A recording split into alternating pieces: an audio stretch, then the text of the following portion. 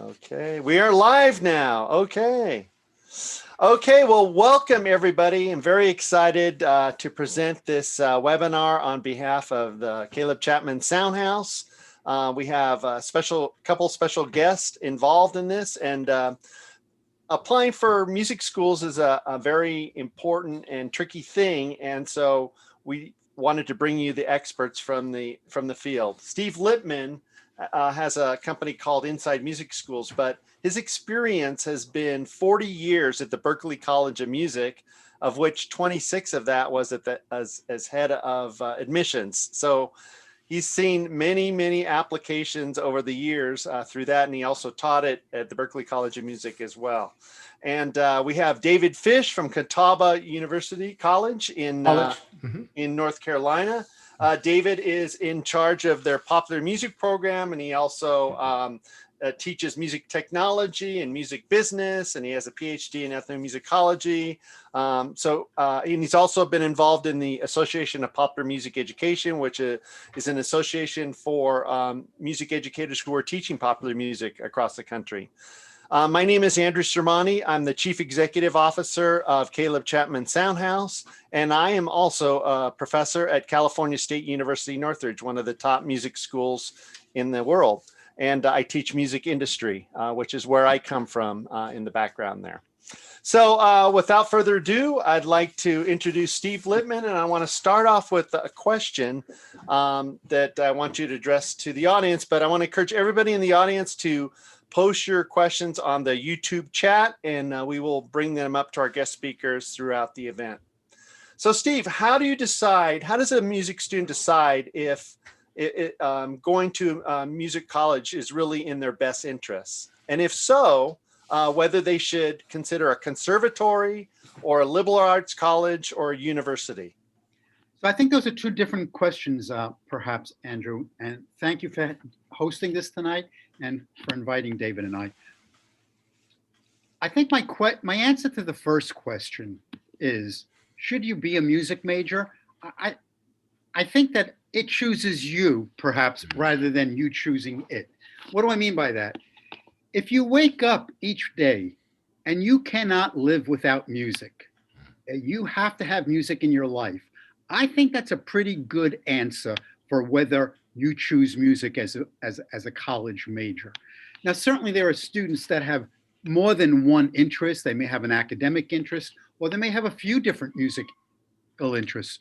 But I think if you find that you need to have music in your life daily in school, I think then you need to seriously consider whether music should be your college career.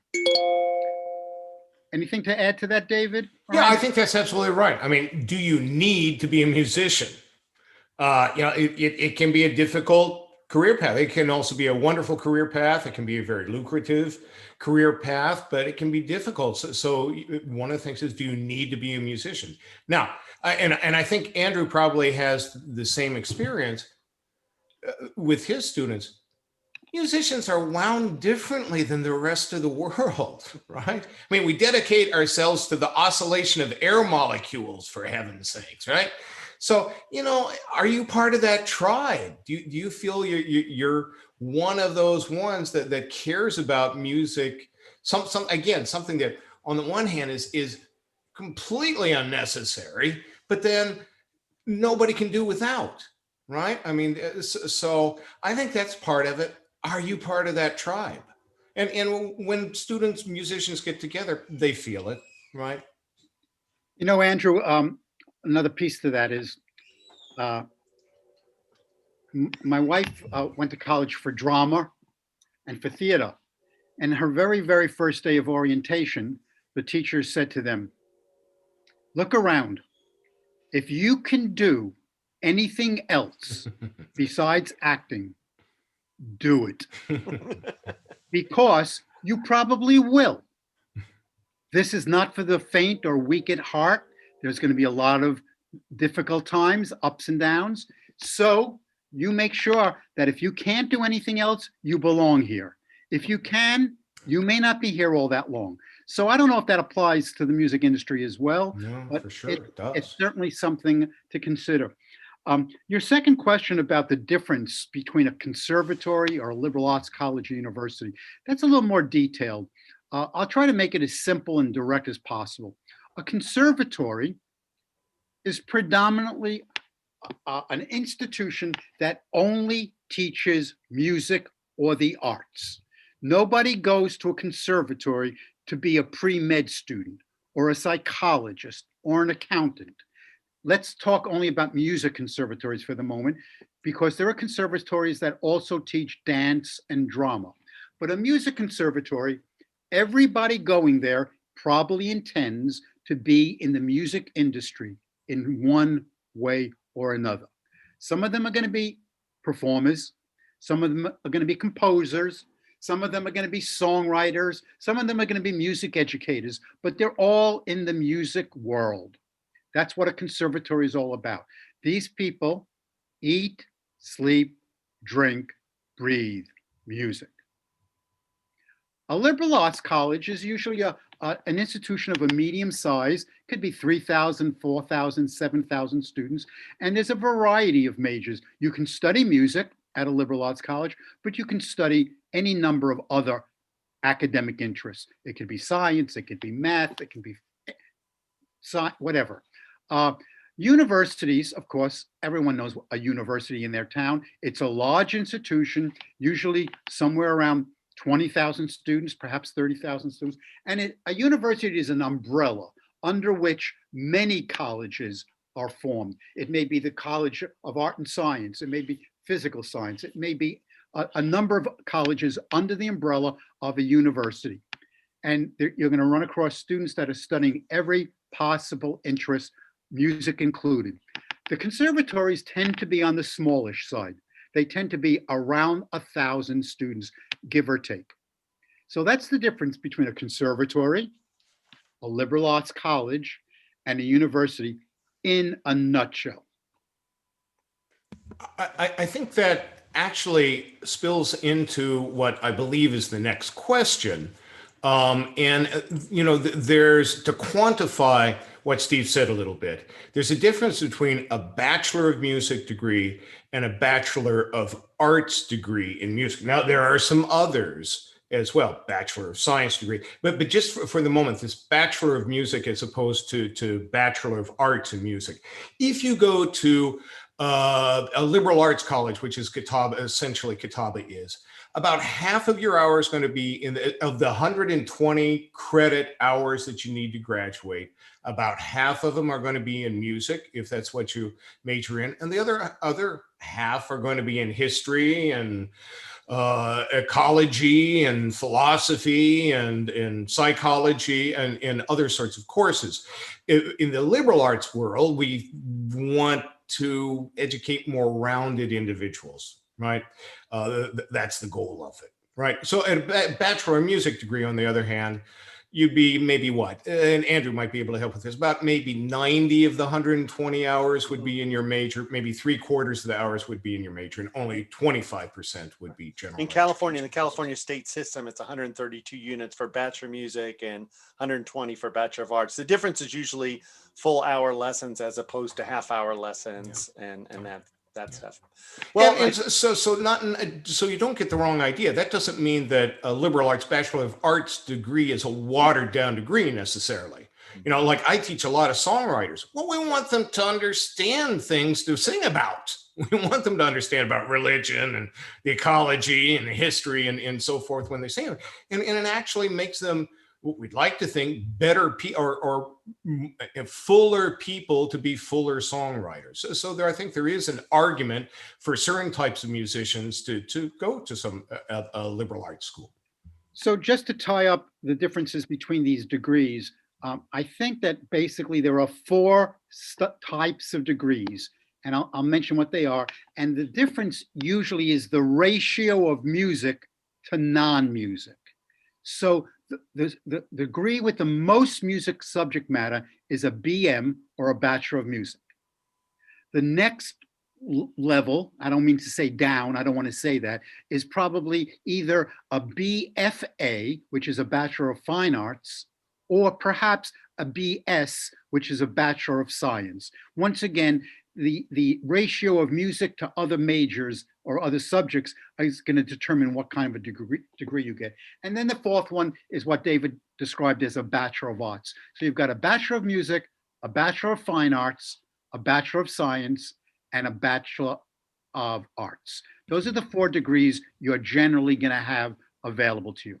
And to add just one little thing to that, a Bachelor of Science degree is often for a more technical field that's less performing or musically directly musical.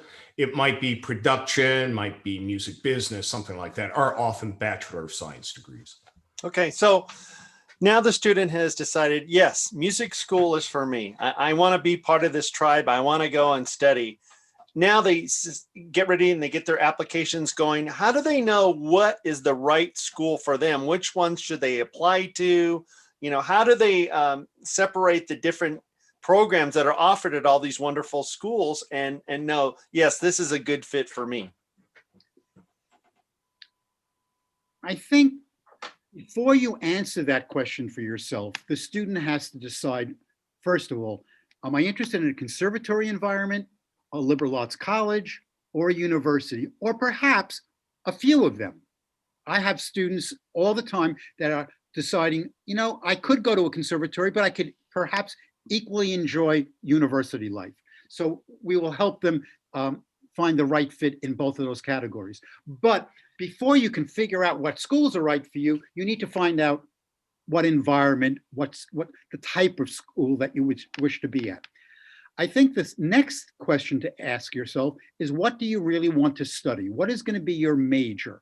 And this, because all schools don't have all the majors. So if you want to be a music production and audio engineering major, you've got to begin to investigate and research which schools offer that major and which schools don't.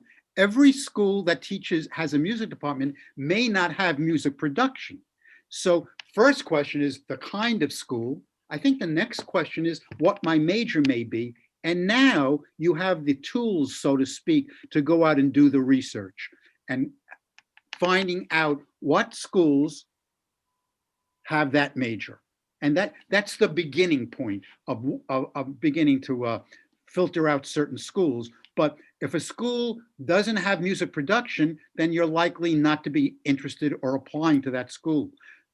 So, Andrew, starting with what kind of school, followed up by what kind of major you want, then you're ready to start researching and looking for schools. And what are some of the different concentrations and majors within music that we could talk about, so the students are aware? Oh, there's a lot of different areas like technology. Yeah. You know, so what are the areas that students can consider? You know, I would say that if it's going on in the music industry, there's a major for it somewhere. If you can picture everything that goes into making a recording, all right? Somebody had to write the material. Somebody had to, a composer, somebody had to arrange the material. Somebody has to play the material. Somebody has to record the material. Somebody has to conduct the material. Somebody has to engineer, okay? We've just mentioned already 6 or 8 vocations within the music industry just to make a simple recording. I'm speaking generally, okay? So that implies that there are majors for performers. There are majors for a composer. There's a major for arrangers or orchestrators that take the song and produce it or arrange it for 10 pieces or 15 pieces. Then there's, of course, the engineer in the booth that's running all the knobs and recording it. And then there's often a producer that's in charge of the whole thing. So there are probably 12 or 13 or 14 majors in various colleges to choose from. Not all colleges are going to have all 12. Most of them will have performance as a major, for sure. Composition. And when we use the term composition, we could be talking about writing serious classical music, writing jazz music, or writing songs, songwriting, or writing film music, or writing music for games. So they all come under the heading of composition. There's, of course, in most schools, music education, which is required to teach in a public school system at any level. Those three are almost always going to be found: performance, composition, and music education. And then there are schools that will have production, engineering, songwriting, and other types of majors. And music education is a tremendous field. There's many jobs in music education at not only the elementary, but middle school and high school and collegiate level. And of course, if you work in public education, you'll have to earn your teaching credential, but it could be a very lucrative in terms of just a career stability, in terms of, having benefits and a retirement plan, things that don't per se exist in the private sector very much. And allowing you to have a type of schedule that you can still gig. Right. And you have the summers free. Right. Yeah. So don't forget about that. And then, of course, in the area that I teach in, which is music business, which is kind of new in the field. I mean, it's been around since the 80s and stuff, but it's been more popular. When I got my bachelor of music degree, there was no music business program at my college, and it didn't come till after. So that's a whole other area that's the behind the scenes musicians. Andrew, can you mention a couple of careers that may emanate from a music business degree? What are the kinds of jobs and responsibilities that emanate out of a music business program? Well, the major sectors are music publishing. That, without intellectual property and copyrights, we don't really have a business, because you can't, make money on that. So music publishing is a big area, and that's been a steady area for many, many years. And that starts in the Constitution of the United States and the protection of intellectual property and the useful arts. So you've got that. And there's licensing involved. You're watching a lot of movies on Netflix right now. Well, watch the music credits. You see licensing represented. You see all the songs that they're using and licensing for that. So you have that. There's many areas of copyright. Performing rights. You've heard about ASCAP and BMI and CSAC and GMR.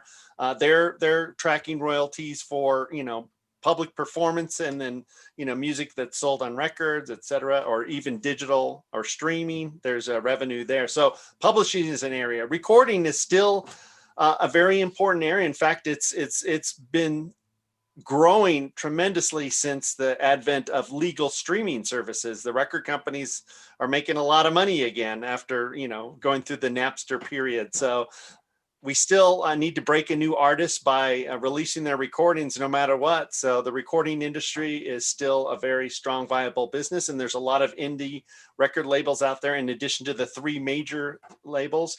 Then you also have a live performance. Now, that was kind of the leading area before COVID. It was doing really well before COVID. It's faced obviously a lot of challenges now because venues are closed and festivals are closed. But when we start getting back into person again, it's going to thrive as usual, because people, there's nothing like going to a real live performance. You can't replicate that. So you have live performance, and then you also have music and media, film and television and video games, which is a very, very lucrative business. The video game industry is larger than the music industry and the film industry combined, and that needs music. And you know what else, Andrew? When you stop and think about every major artist in almost all fields of music, classical music, pop music, they all have an agent that gets them jobs. Right. They all have a manager that helps them run their business. They often have a promotions company working for them to promote their name. So artist management in those fields is very, very big. I mean, think about the tens of thousands of artists in the field of music. They all require a manager, an agent, and who knows what else. They require a business manager to manage the money. They require a lawyer to negotiate their record contracts and publishing agreements. And then, of course, you spoke of live music. Every venue is managed by a company usually, and on the scene managers. I mean, those venues don't get set up, and then stage doesn't get set up by itself. Somebody has to manage that hall, that arena. So venue management is also grows out of the music business. There's a lot of opportunities that come from being a music business type person. Yeah, and here's another huge area that people don't normally think about, but it surrounds everything, and that's music products. If you've ever been to a NAMM show and you see the piano manufacturers and the publishers and the instrument companies and all, sound systems and lighting and musical software and sequencers and all that stuff, the music products is a $17 billion global business. So there's a lot of opportunity there. That's right. So if a student comes around to thinking, I want to be in the music industry, and I think I want to go to college to study music business, now they've made tremendous steps. They would look at schools that offer music business as a major. And if school A, B, or C does not offer that music business major, then that's not probably a likely choice for them. Right. So that's the progression of figuring out where to go. I would add just a couple of quick things to that. Beyond that, the fit. Does it feel like the right college or university to you? The ethos of the place, the type of students that go there. And ideally, it's so important if you can hang out with students, with music majors. At my school, we love that, for a prospective student to come in and actually spend a night in the dorm with parents don't necessarily want that, but spend a night or a weekend with our music majors. So you can often get a great feeling about your fit and the fit between you and the college just through that human aspect of it that really doesn't have anything much to do with the curriculum. The other thing would be, which coast do you want to be on? Do you want to be in a big city or you want to be in a small college town?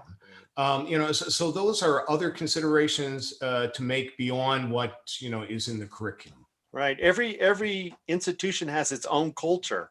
I mean, if you're at the University of Michigan and you have their incredible marching band and you've got football and, everything, it's a different vibe than you are at a liberal arts college for sure.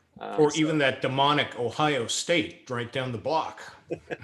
So, Andrew, that's what David just said and what you just stated is very important. There are many, many criteria to choosing where to go to spend 4 years. I don't know, if I were to make a list of them, there might be 12, 15, maybe as many as 20 pieces of criteria. And David made reference to the size of the school is important, where it's located is important, many, many things. However, I would just like to offer our students that are listening, I believe personally that the 3 most important criteria that you can't really do without, okay? You can do without a gorgeous cafeteria where the food is gourmet. You can do without that for 4 years, okay? You can live on a soft mattress for 4 years if you need to. You could be on a campus that maybe it doesn't have a swimming pool and trees and grass. However, the 3 things you have to have for it to be the right fit, as David said, is number 1, the curriculum. The curriculum has to be selected so as to train you to do what you want to do in the field of music. If it doesn't have the right curriculum, you're not going to be able to continue in the field that you want to, doing those things. I believe the second most important thing is the faculty.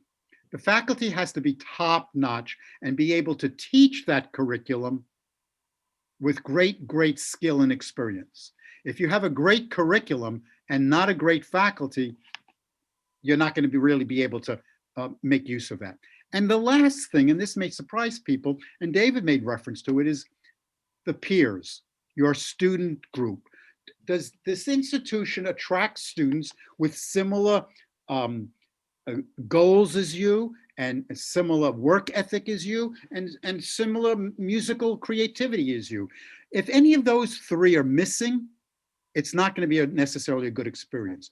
Okay, if the food's not great, it's fine. If the rehearsal rooms are not perfect, so what? Okay, you can make do with those compromises. However, you can't make do without the perfect curriculum for you, the faculty, and the peer group. Right. And I would like to echo that, just to, who are you going to study with on your instrument? You have to do the research and see who are the faculty. There's incredible music faculty all over the country and all these institutions, but you got to find who's the right one for you to be your private teacher and whose ensembles you want to play with. And you have to do some research. Luckily, it's very easy because it's all online. You could just go and check out who the faculty are, who's teaching the instruments, what are the ensembles, what are some of the programs that they do, understand what the curriculum easy. It's very easy to do research on your own. You have to spend some time to do that. You wouldn't apply for a company unless you research that company in advance.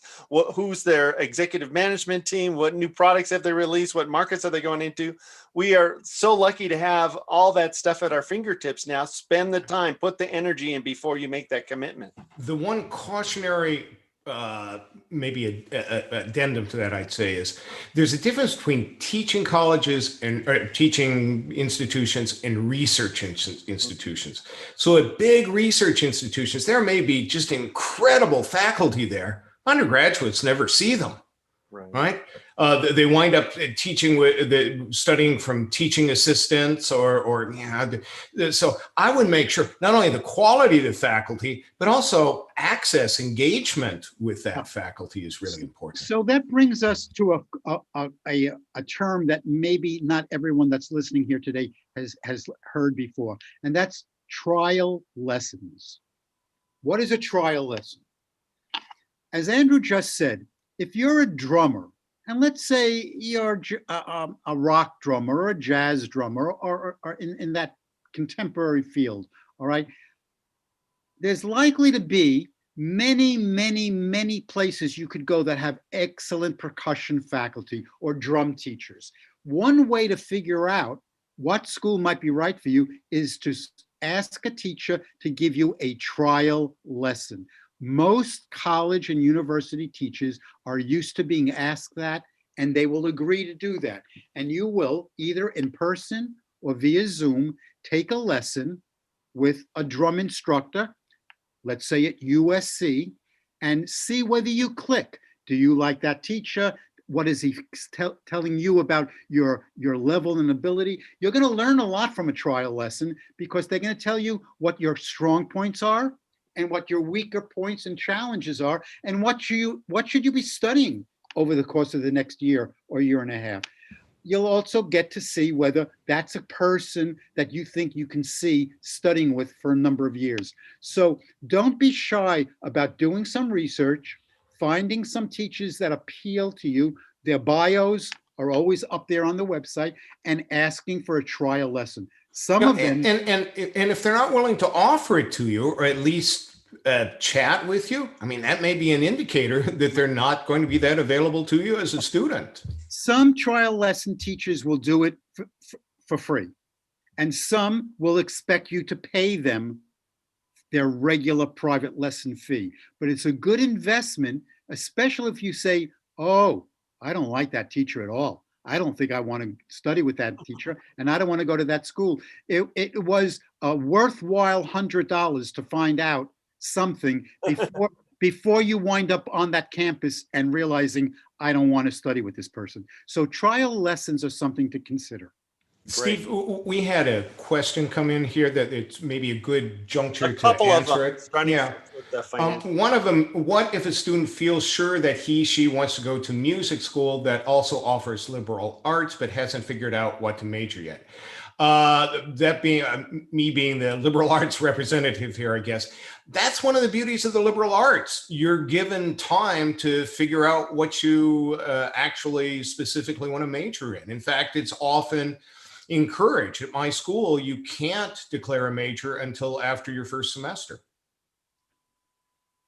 So there are schools that don't even allow you to have a major going into it because they want you to be there for a semester or a year, and then with some background and experience behind you, you choose a major. However, most colleges do allow you to apply with choosing a major. However, many students change their major. I think that David earlier today quoted a statistic that it's a very low number of students that actually graduate from college on the originally intended major. That means that a lot of students are thinking they want to be this, but when they get into school, they find out they really want to be that. And it's even more than that. What I was quoting was that something like nowadays, only 25% of college students graduate from the college that they initially go to. So it's not only figuring out your major; it's what's the right college. So that's quite what's the right college. So that's quite common. Speaking to the academics and to that student that asked that question, every music school and every music degree requires a minimum of liberal arts study. You can't get a degree from any state in this country without having at least 20 to 24 academic credits. So even if you have 126 credits that you're required to take to graduate, okay, 100 of them are going to be music, or 90 is going to be music, and the other 24 to 35 will be academics. You're still going to have to take English composition, English literature, Western civilization, psychology, a math, a science, etc. So don't think that if you go to music school, it's 100% music. There are academics that are required. Now, if you go to a liberal arts college or a university, there's likely to be perhaps more academics required and a larger, probably, would you say, menu of academics. So if a person is truly, truly equally interested in academic subject matter, along with music, a university setting or a college setting is probably a good consideration. Very good. There was a prior question, specifically, let's get into the money part. This one is, are there any ways to get financial aid for housing other than the Fafsa? Well, when you receive money as a result of filing a Fafsa, it's not designated for the dormitory or for your food or for your books. If you get a Pell Grant or you get a student loan or whatever it might be, you're getting a sum of money that you can apply it as you see fit. Usually, tuition comes first and foremost. You've got to pay the tuition bill to go to school. So most students that get money as a result of the FAFSA, it's used for first and foremost tuition, then probably housing and dormitory, and then personal expenses. If you're talking about scholarships now, that's a little bit different. At my college, for example, there are what we call full ride scholarships that pays for your tuition and your room and board. But typically, scholarships are more for the academics to pay for the tuition, right? The room and board is less common to receive scholarships. Yeah. We should probably make a designation for everybody here between financial aid and scholarships. Financial aid comes from a government agency or a state agency and is based on the family's need. What is their income and what is their outgo and what is their responsibilities? So it's all awarded based on a need formula that the government has. Scholarship is usually merit-based. Merit-based meaning how well do you play your instrument or sing, and how badly does an institution need that instrument.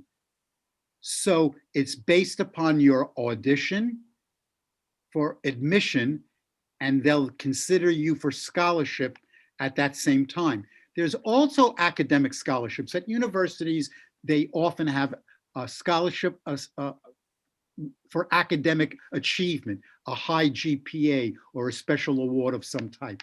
But in the music world, scholarships are usually merit-based, and you don't pay back a scholarship. A scholarship is, here's the money, we expect you to use it to go to school.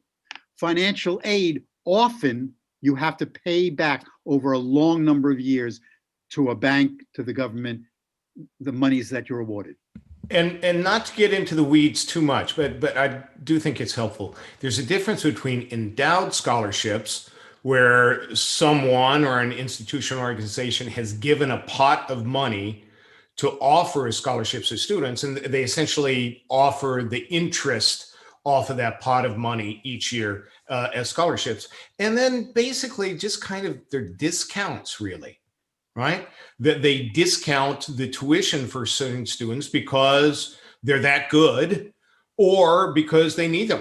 If you're a bass player and you can read music, you got a scholarship, you know? If you're in popular music, if you're a female singer and you don't play an instrument, less chance, I'm told that at Belmont, for example, there are something like 700, popular music students. It's in Nashville.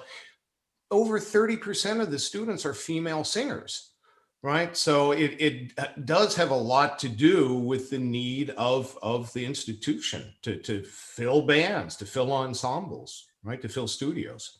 To perhaps close out this piece of the financial aspect of things, Andrew, you cannot start planning for a college education too early. Okay, anybody that starts thinking about it or a family that starts thinking about it when the student is starting to apply to college is way, way too late in most instances. Now, certainly there are very affluent families that have the resources to pay for college easily without planning for it. But the majority of families need to think about, how am I going to pay for college? Not when the student's finishing high school, but probably before they even get into high school. You can't really plan too early or begin to educate yourself with what's out there in order for me to pay to go to college. It's quite an undertaking. Yes. Now, Steve, when would be a good time for students to start thinking about the application process? And at what point in high school should they start working on that? I would say that the beginning of the junior year is the time to start thinking about it seriously. That doesn't mean you can't think about it as a freshman or as a sophomore. And it's worthwhile to start researching and thinking about these things, discussing it with your music teachers, with your friends when you're younger. But certainly by the time you're in your junior year, you have 10 months of school or 9 months of school to start figuring out all the things we're talking about here. And why do I say that? Because as soon as you begin your senior year, September, October, you have to start filing applications.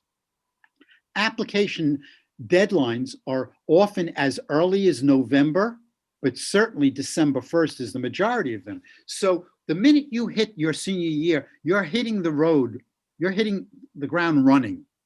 So you can't first start thinking about the considerations that we're discussing here in September of your senior year. You should start thinking about these things, doing your research, getting in touch with David or I in your junior year, or even earlier. At Catawba, I love to see students coming to visit their junior year. It's wonderful, especially the fall of their junior year. Another problem, if you wait till your senior year, if there's a deficit you need to make up for, you don't have the time really to do so, right? If you especially if you take a trial lesson, if you get some outside perspective on what you can do well and what you need to grow with, if you're still a junior or a sophomore, even better, you have time to grow into an even better potential student for schools. You know, Andrew, students that work with David and I through Inside Music School, we often provide a suggested or recommended list of colleges, no less than 8 or 9, and often 10 or 12, or often as many as 15 schools to consider. Okay, we're not saying these are the schools you must apply to and nothing else. We're saying these are a list of 12 schools that fit your criteria that you've told us about and fit your talent and your skills, etc. Okay, now think about how long it takes to research 12 schools, the faculty, the curriculum, how much does it cost to go there? Okay, you need a good, solid academic year to do that research in a thorough way. So when September 1 of your senior year comes around, you're not scuffling. You've already narrowed your list of 12 schools, maybe down to a manageable 6 or 8. You know which ones are the strongest for what you're looking for. So that's why I say the junior year is the time to really get serious about all of this stuff. A question that came in here, could you talk more about how we go about contacting colleges and setting up opportunities to get to know an institution?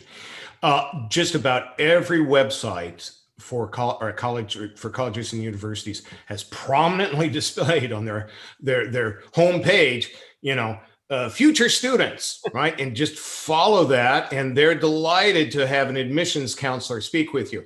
I would say the hazard is this. If it's a small school, it'll be if it's a big school, it'd be an admission counselor for the music program. If it's a smaller school, they'll just put you with a general admissions counselor. You want to, as quickly as you can, even if you have to push the issue, to speak to someone in music. We are musicians. Musicians speak, we all speak the same language. A general admissions counselor is maybe not going to understand what you're asking, what you need. So you're going to find it on the website. If you go to a big school, go to the music department, the School of Music website, and likely there'll be a link to show you how to contact their admission staff. Right. So to answer Zane, a little bit more completely, it's very, very hard to get to know the real insides of any given school. And the bigger the school, the more difficult it is. However, you've got some of the following resources, Zane. The website. Those websites are well written and very thorough in terms of curriculum, in terms of what who the faculty are, in terms of what the ensemble opportunities are available to you, in terms of who teaches what of your instrument. So certainly use the website to its fullest. Next, you can speak with an admissions person in the music department, hopefully, and ask all your questions, Zane. So besides reading the website, speaking with somebody in admissions. Now let's go further. You can often ask for the email address of a certain teacher that teaches the music department, and they will often communicate with you via text, via email, or often they'll get on the phone with you or a Zoom call, and you can begin a conversation with them in that way. And then, of course, lastly, a visit to the school is always worthwhile. Visiting the school, you will be able to get a feel for what is the environment like there. What are the students like there? What does it feel like to you? So certainly visiting a school is a positive thing. What I'd like to say about visits to schools, they're commercials. They're showing you the best that they have to offer. The tour guides have been trained to smile. They've been trained to talk about the best things that school has to offer. So the teachers, to some degree, are not even as qualified to know everything about the school beyond their department as the tour guides. But I'll tell you, for my money, Andrew, the best people to talk to if you're on campus is the students in the cafeteria. Absolutely. Eat lunch at the college dining hall. Look around. Do the students look engaged? Do they look happy? Are they trading CDs? Are they writing music? And they're happy to take a question. You walk up to any student and say, can I ask you a question about the music department here? I guarantee you they will never say no, because they remember when they were in your situation. The students really will give you the real deal. So, Zane, the website, the admissions office, the faculty conversations, and maybe best of all is a visit and speaking with students on campus. Yeah. And when you do take a visit, you have the opportunity to see like of the ensemble that you want to perform in, whether it's the wind ensemble or the symphony orchestra or the choir or the jazz ensemble. You get to attend a rehearsal and see here, talk to the musicians, see how the ensemble director works with that ensemble.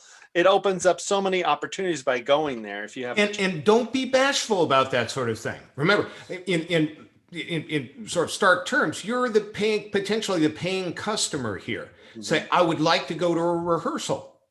I would like to hang out. I'd like to go to a music class. I'd like to hang out with a couple of music majors. Is there somebody that might go take me to the cafeteria for lunch?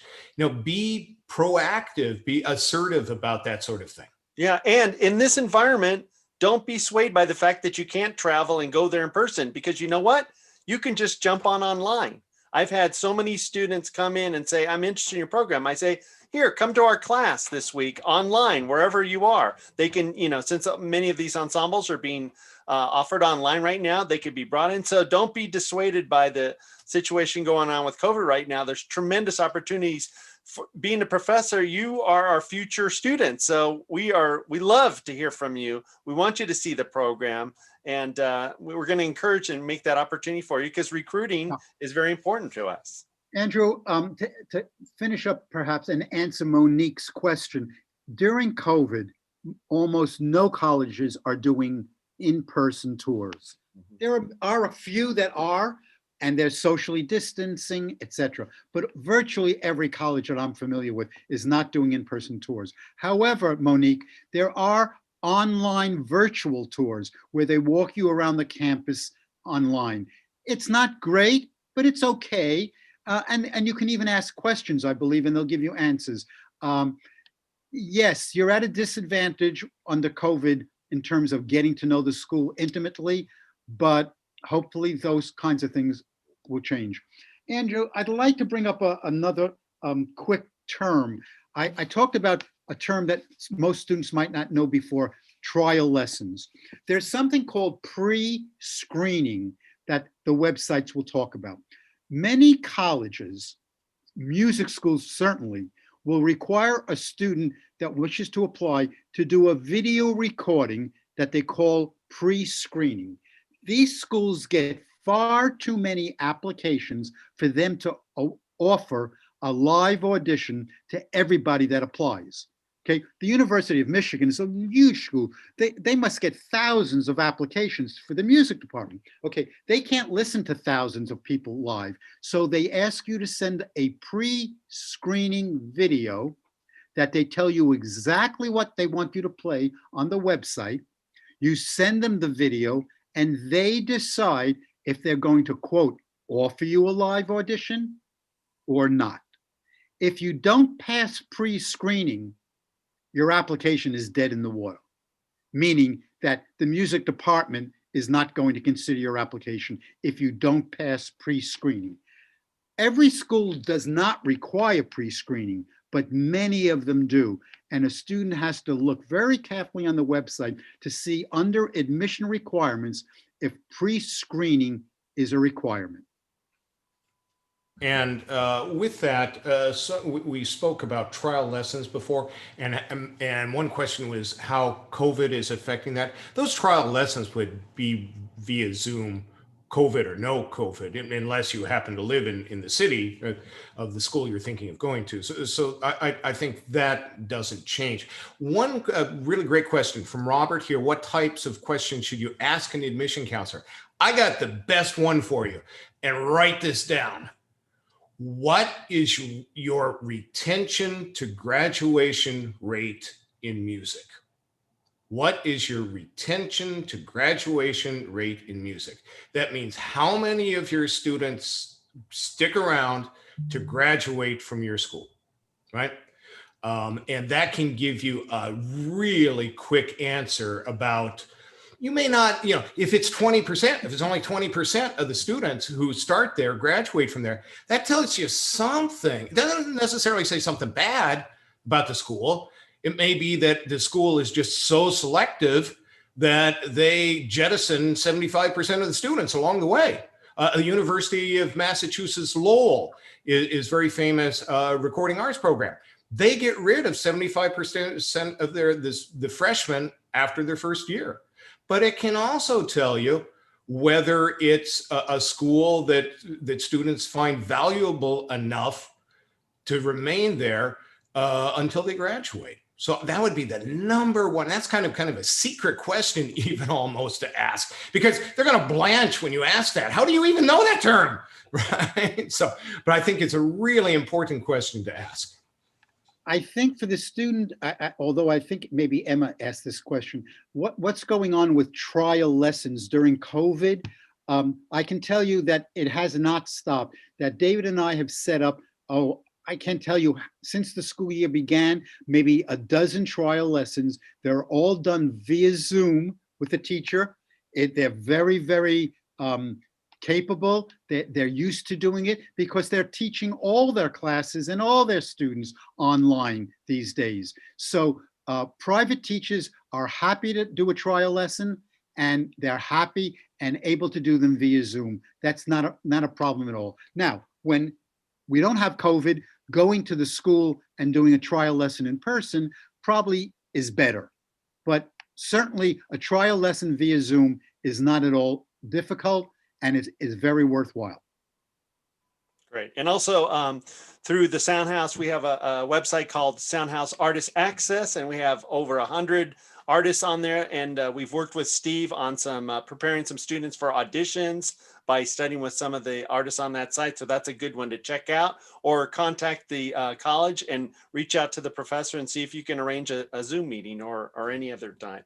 There's another question in here. I'm sorry. Go ahead, Steve. I'm guessing that students are passing their questions through Emma, because Yes. Yeah. So a student wants to know about how do they distinguish themselves and stand out on their audition. Difficult, especially when you're a guitarist, like this student is asking about. And the requirements at the audition, as that person is mentioning, are usually fairly similar. They want you to play 3 or 4 charts. They want you to solo. They want you to, improvise, etc. Okay. However, the other way, besides just performing expertly on your audition, is to be able to do the other parts of the audition exceptionally well. Besides the prepared piece, or 3 that you're going to play the head and then you're going to improvise, if you can do the sight reading portion, and if you can do the ear training portion of an audition exceptionally well, you're going to have a couple of ways, you're going to be able to stand out. Whoever asked that question, besides just playing your prepared piece, work on your sight reading, because many schools will ask you to sight read during the audition. And they'll also do some ear training exercises where they may ask you to sing back a melody. They may ask you to recognize some intervals. They may play some triads or 7th chords and ask you to recognize the quality of them. So if you can stand out in sight reading and ear training, besides the prepared piece, that's a way to be a step up on other students. I would say in popular music, it's a little bit more difficult to give cut and dried answers with that. I would say, just from the years of auditions that we've heard, no gymnastics. Don't try to impress us with how fast you can play, right? Yeah. As young musicians, we all did that. We got over it, and it just annoys us. Right. So it's better to show what your heart is as a popular musician than how fast you can play, right. So, just to close out the question that David just addressed, I think the worst thing that a student can do was choose material to play that they think the school wants to hear. In my time in college admissions, we wanted to hear students play what they play the best. Absolutely. What do you relate to? What type of music? We don't care whether it's heavy metal or jazz or it's a Beethoven sonata. You should play what allows you to express yourself the best. If you're not a jazz player, don't play a John Coltrane or a Miles Davis song. it's not going to work. And you might want to think about that in terms of which school you're considering. If you want to be a jazz guitarist or a rock and roll guitarist, and they're going to make you perform audition on Bach, if you love Bach, fine. But if it's not your thing, it says something about the school that's what they want. That, oh yeah, sure, you can play, you can study rock guitar here, kid. But we need to hear you play some Bach. That may not be a good fit for you. All right, a couple questions. First of all, how important is it to attend some of the summer music camps offered on campuses, and are there any summer camps that you would recommend? David and I spoke to 2 families today on the phone that asked that question. My answer to them was, it's very important. These summer music camps do a number of things. Number one, they teach you. You're going to come away from the camp knowing a whole lot about that subject matter than before you went there. Number two, you're going to get a feel for that college or university. If you attend a summer program at a school that you might eventually consider, you're going to get to know the city a little bit better. You're going to get to know the school a little bit better. You're going to come away saying, you know what? I don't think I like that place as much as I thought I did. Or, I love that place. I can't wait to apply. So you get to know the school, the institution. Thirdly, you're going to make friends. You're going to make friends in these programs that you're probably going to be texting with the whole school year. You might even find a collaborator to start playing with or to start writing with. And the third reason why I think it's important to attend these programs is because you will get on the radar screen of the college that you attended the summer program. If you attend a summer program at Berkeley, they know that. When you then apply to Berkeley and they've got a record on you already, they know that Jim Johnson, he already came for our songwriting program and now he's applying for the songwriting major here. You're already got a point or two up. So I think that if a summer program is possible, if you've got the time and you've got the resources, it's very definitely a big advantage. Another couple of reasons to do it. I went to University of Kansas music camp when I was between my sophomore and junior year in high school. Now I think you've got a better situation involved with Soundhouse, but there were only like 2 or 3 other music or other students at my high school that were really into music. This was my first time I was around hundreds of other young people that were just as passionate as I was about music. It was also my first time I really got to be away from my parents for a few weeks and kind of live, have a life that was kind of sort of like an adult. So that was nice too. I also learned I don't really care much for Kansas. Can you guys recommend some? I know there's so many different summer programs all over the country. Do you any that stick out to you? Yeah, many, Andrew, and we would be doing a disservice to probably name some, and I'll tell you why. Not that I object to, giving due to the good ones, but first of all, a student that wants to study in a summer program for classical violin, it's going to be a whole different set of summer programs than a student that wants to study jazz guitar. Right. Or a student that wants to go for a musical theater intensive. There are many, many summer programs that are great, but they're going to be completely different schools than a heavy metal drummer wants to go to summer program for. So there's not hundreds, thousands of summer programs all across the United States. And I would say to that student, David and I would love to chat with you or work with you in time, but the summer programs are going to depend on what is your musical objective. What's the style of music you want to study and the style of music you want to play. Awesome. Okay, another question.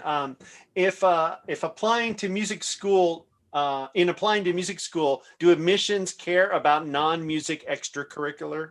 As far as liberal arts colleges, absolutely. If there are 2 equally talented musicians, the one that has been doing some sort of meaningful extracurricular activity is of more value to us.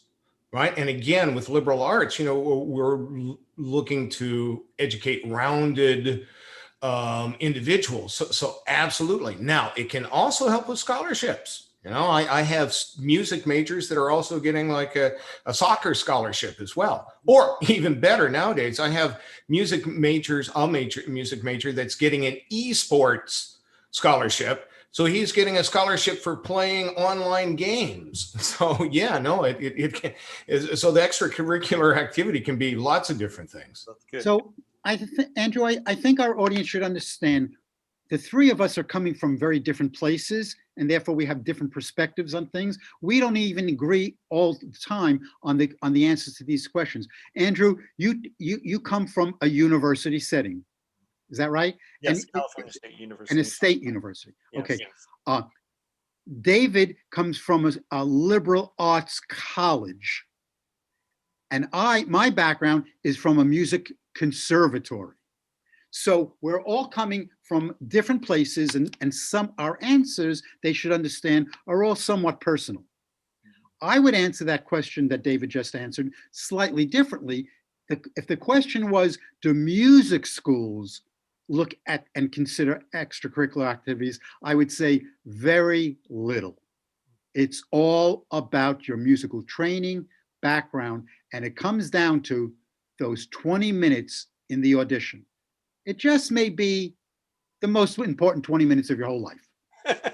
Okay, now, certainly they want well-rounded, intelligent, helpful people on campus, but I don't think if you were on JV basketball team or if you were on the rowing team, it's going to necessarily make the difference between being accepted to a music school or not being accepted to a music school. So that's where, they're going to get different answers from the university person, such as yourself, David, and myself. And that's very well said, Steve.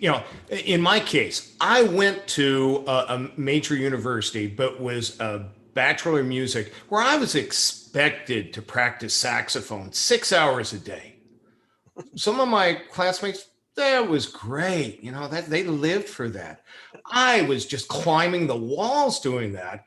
And then I found out there's this thing called ethnomusicology, where you can study culture and music, other cultures, and I was always running off to, to ethnic restaurants and festivals and so forth. I thought, oh, that's for me. So it depends on your major. It definitely depends on your major. If you want to be a performance major, there are thousands of other people practicing right now the same instrument that you want to master, right? So extracurricular. You don't have time for extracurricular, kid. I think you've touched on the most important thing that I always teach my students, and it's very frustrating, but the answer is most likely, it depends. Is this a good deal? It depends. It could be a good deal for this side, but not this side, But since we're on this topic about other areas, can students study in more than one major area? I mean, could they do majors in music and minors in an academic subject, or major in academic subject and minor in music, or different areas of the music areas that they can, do composition and performance, or what else? The answer to that, Andrew, is yes and no. It depends. It depends. Okay. It's up to the school. Okay. Usually, universities are going to have a lot of options. You can have a major and a minor. You can have a dual major. You can have a dual degree. You can study and have a major in an academic subject and a double major in a music subject. The larger the school, the more possibilities. Boston University, NYU, they have hundreds, thousands of combinations. The smaller and the more what do I want to say? I don't want to say vocationally oriented, but the smaller the school and the more specialized, the fewer options there might be. For instance, a classical conservatory is likely to only allow you to study what it is you got into the school. If you're a violin performance major, that's all they're going to allow you to do. They don't expect you to also be minoring in psychology, especially if they're giving you a scholarship. They want you doing what David said, practicing 6 hours a day, playing in every ensemble they have, and they don't want to hear about, other interests. Now, the bigger the school and the less specialized, there are ways to study double majors, a major and a minor, a major and a concentrate. What's the difference? A major, in order to get a major, it's somewhere around studying around 60 credits of whatever it is you're studying. Let's say you're studying songwriting, you're going to take somewhere around 60 credits of songwriting. A minor is going to be maybe half of that. Maybe your minor will be 30 credits or less in a certain area.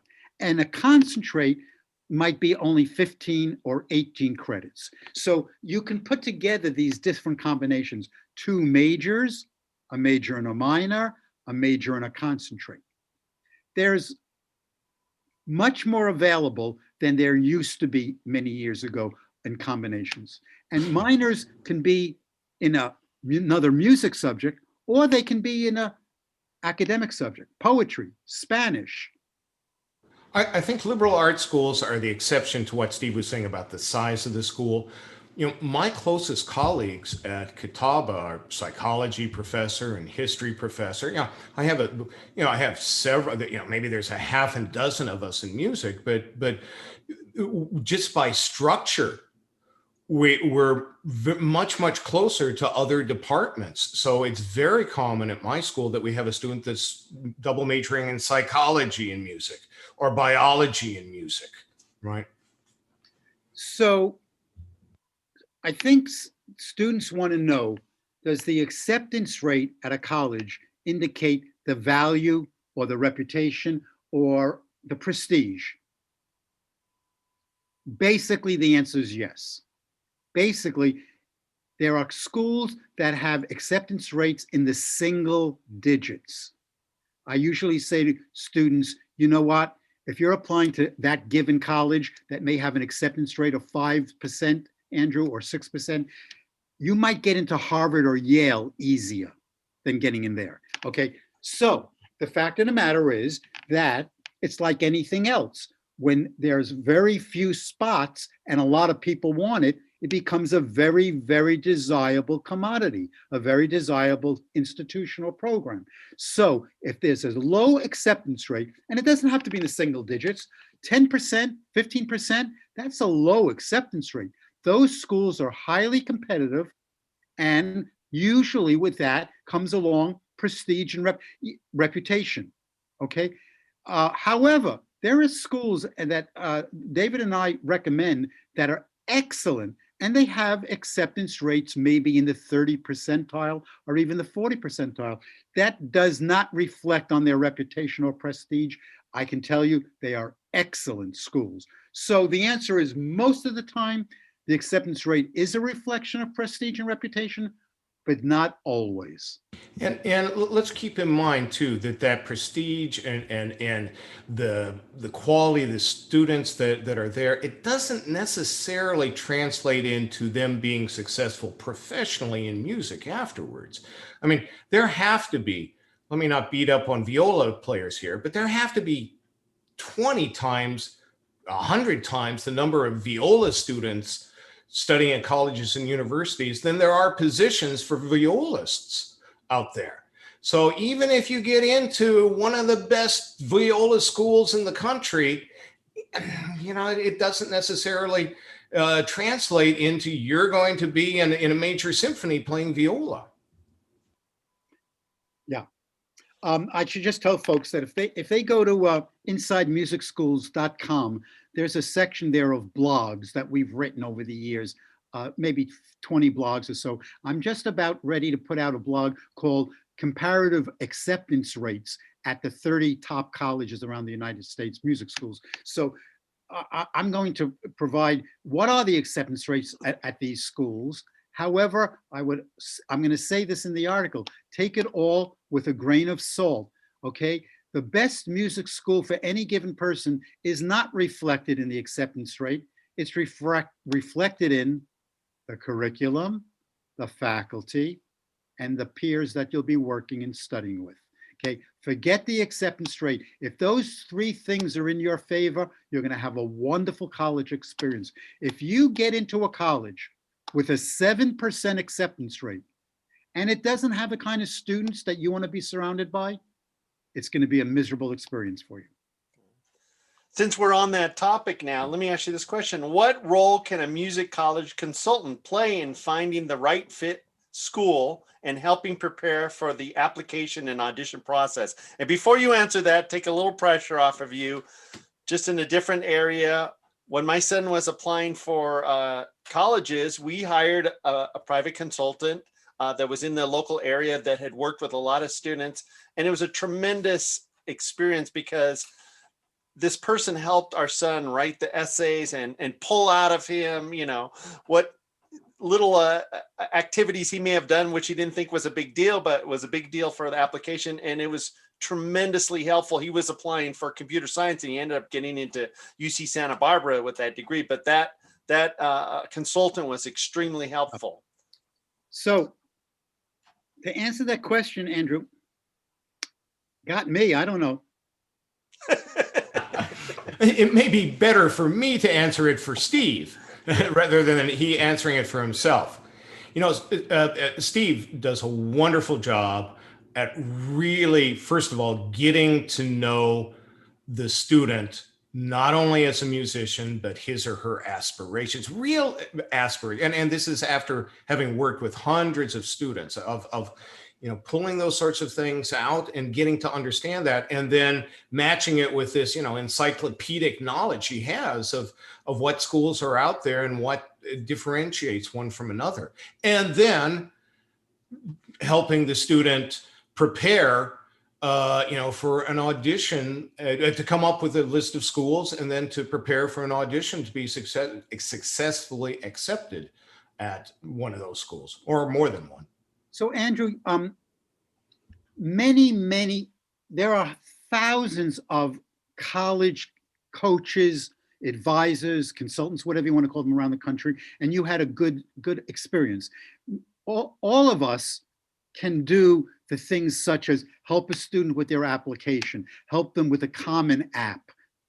I won't even get into that, okay? Help with essay writing, help with, a resume. Okay, most of us can do that all quite well. However, what I think David and I bring to the table that perhaps you might agree, those other general advisors and consultants don't really know the world of music. In fact, they rarely know the world of the arts at all. They're pretty much the common denominator. They know the academic institutions, they know the universities, what they're looking for. But when a student says, I want to be a composer, they're lost. When a student says, I want to be a dancer, I want to be a ballet dancer, they're lost. Mm-hmm. So what David and I bring to the table that very, very few, if at all, consultants can do is we know what the music student needs to excel on their application. We know what those essays should be about. We know how to prepare for the pre-screening. We know how to prepare them for their audition. We know how to then create a list of schools that would be appropriate for them based on their criteria and their talents and their skills. This is where the general college consultant usually falls short. Right. And so just to reaffirm for everybody there, this company is called InsideMusicSchools.com. The URL is in the YouTube chat, and you can go to the website and you can see all the things that they offer. I mean, you've already seen from this discussion how complex it can be, because there's not a one size fits all.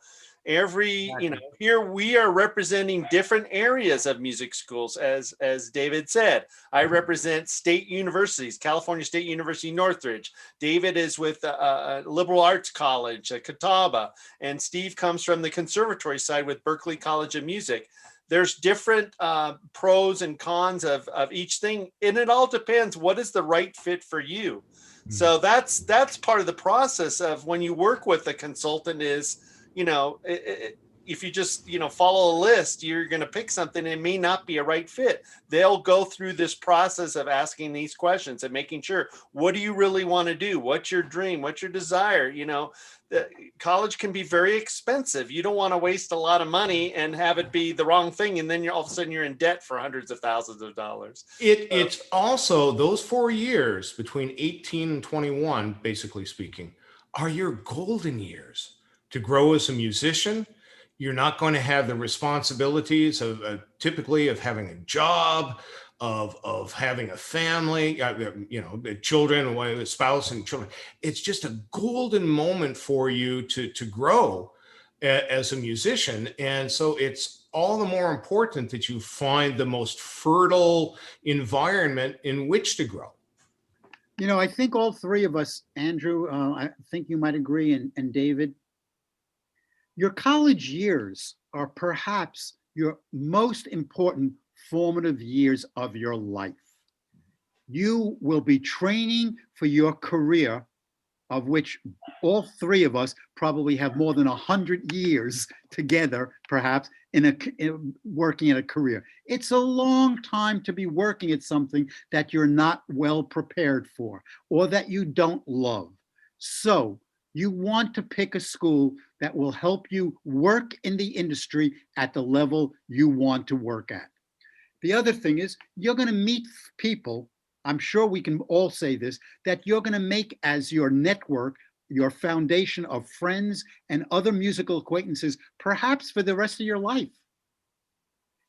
Some of us might even say we met our partners for life at that college. College is really the foundation of building this skyscraper called life. And if you don't have a good foundation, that skyscraper is going to be a little bit wobbly. So these 4 years that I consider to be the foundation of your adulthood cannot be overestimated. Yes. And, we talked about this earlier about the culture of the university or the college or the conservatory, and that becomes your family. And Steve emphasized an important term, which is a critical element of success in life, almost more than the talent sometimes. And that's your network. You're building your network. And whether it's about, your friend is playing on a gig and then they're leaving the band and they call you because there's an opening because you're a friend. I mean, your next job is going to come from somebody most likely. So you're building that lifelong network. Not in addition to that, your friendships. I mean, I'm still really close friends with my college music students. It's lifelong friendships and opportunities together. And then we've done business together. So it's a tremendous family and tribe to be a part of. Yeah, you don't have to go to music school. You could do it on your own, but then you have to build that tribe outside of school, and it's hard. It's a lot of work. Here you're put together with a lot of people. You're playing in ensembles with them. You're going on tours with them. You are taking classes, and then you start to do projects together. And it's an incredibly rewarding experience. I love when my students are starting businesses together and working on the development of new ideas for the music industry. And I would add, don't judge what college will be based on your experience with high school. If you didn't particularly enjoy aren't particularly enjoying high school, don't think that you're not going to like college or university. You may find that you just absolutely thrive in that environment. Andrew, I'd like to invite all of our audience to follow up with any questions they might have that were not answered tonight or that they think about after we hang up here. If they would like to write, let's start with my email and they'll perhaps get an answer from either myself or from Dr. Fish. So my email is steve@insidemusicschools.com. steve@insidemusicschools.com. Or you can go onto our website, insidemusicschools.com, where there's a contact page and a form that you can give us your name and your email address and ask a question or ask anything you want. So we are happy to follow up with you. We'll answer questions for you. Obviously, we can just go so far in that format. But if you've got something that is a burning question, by all means, we'd like to help you. Great. So we have about 10 minutes left. I just want to make sure if there's any additional questions that people want to ask, this is your opportunity to ask it amongst the panelists that focus on different areas. I would be interested in asking a question of them. So, Okay. so how many? There are about how many tuned in? About 20 or so. Okay. Of those 20, is there a way to raise your hand or something other? How many of you are considering majoring in music? Let's see. Here, okay, we've got, you can post it in the Q&A, yes.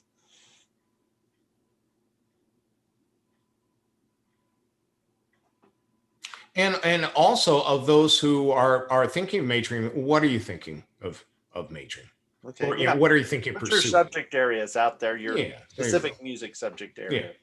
Jazz, guitar, or what music? I know we did see a jazz guitar question early, so that for sure is one. Who else do we have here?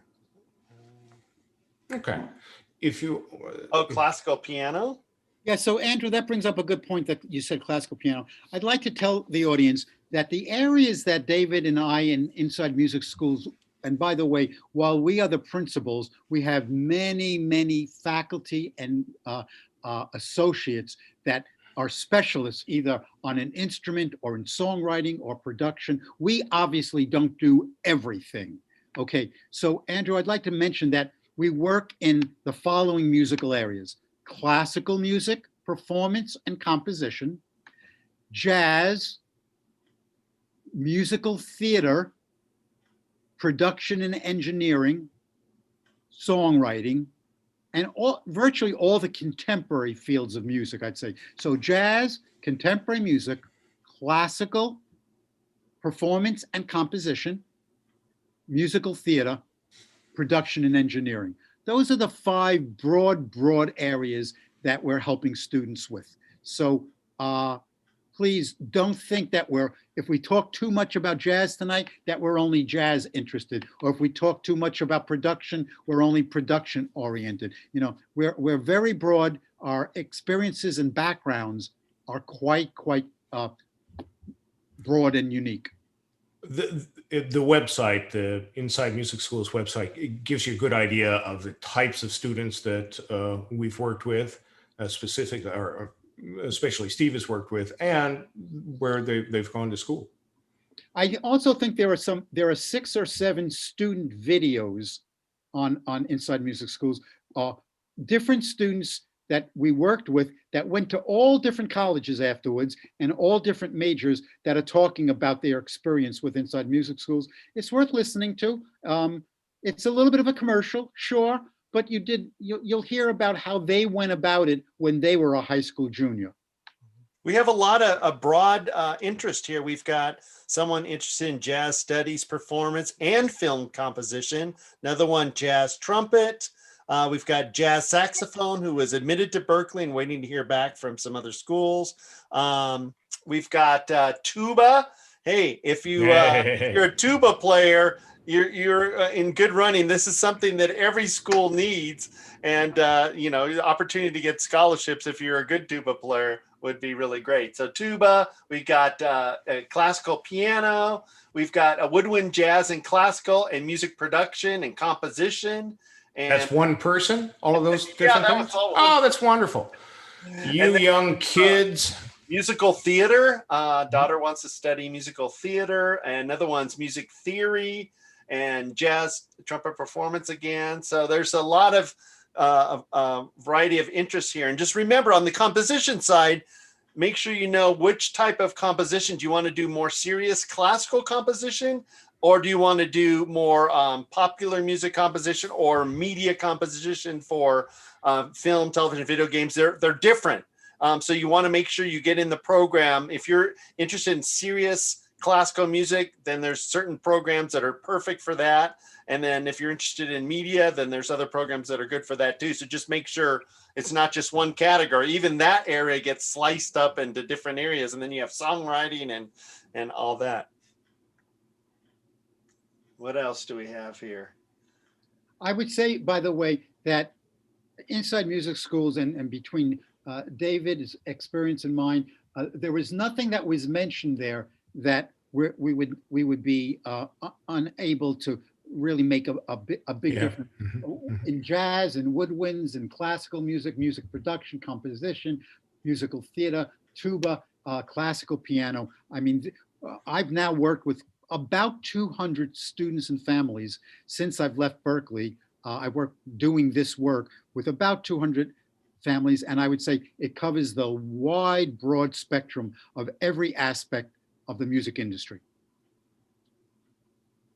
And the music industry is very broad. You know, there's you could be on the performance side, you could be on the education side, you could be on the business side. Music therapy is a big area. You know, ethnomusicology is a huge area. There's so many different flavors. It's a lot more deep and broad than it used to be. And yeah. And don't feel that you have to fit into the round pegs that education, just the nature of it, schools have to create degrees that attract a large amount of students, but I heard somebody there, classical, chamber music and production. That's great. I mean, look at Andrew versus Steve versus me. We've had very different careers in music, very different. And I think that's true for just about every professional musician you're going to meet. You wind up with very different careers, and partly you're successful because you're different than everybody else. So that's something to don't feel like you have to fit into, or if you feel compelled to fit into, if you're a square peg and you're being, however that works, and you feel you need to be forced into a round slot at a school, well, that may not be the school for you. Right. And with these online lessons, you have the ability to study with any of the greatest musicians in the world that you are interested in studying with. Just take that lesson with them. Could be somebody in the Berlin Philharmonic or the Chicago Symphony or the New York Philharmonic. Doesn't matter. You can get a lesson and see if that's a right area that you want to go into. And if you're interested more in the like say the contemporary side or popular music side, you might build a business that is, you're streaming and you're doing social media and all that stuff. I mean, we live in what we call the DIY, the do-it-yourself world. There's tremendous applications out there for you to broadcast your live broadcast your concerts, or to be able to administer your publishing catalog or whatever. There's, become up to speed on social media and how to promote yourself and all that stuff. I mean, business is at the, main source of being in this business. You have to know how to promote yourself. So there's a lot of opportunities today in this environment. Andrew, one of the closing statements that I'd like to make to some of the parents that might be listening. If you're feeling somewhat stressed out and overwhelmed by this, you are not alone. What we've talked about tonight, as Andrew might have alluded to, is a very complex system.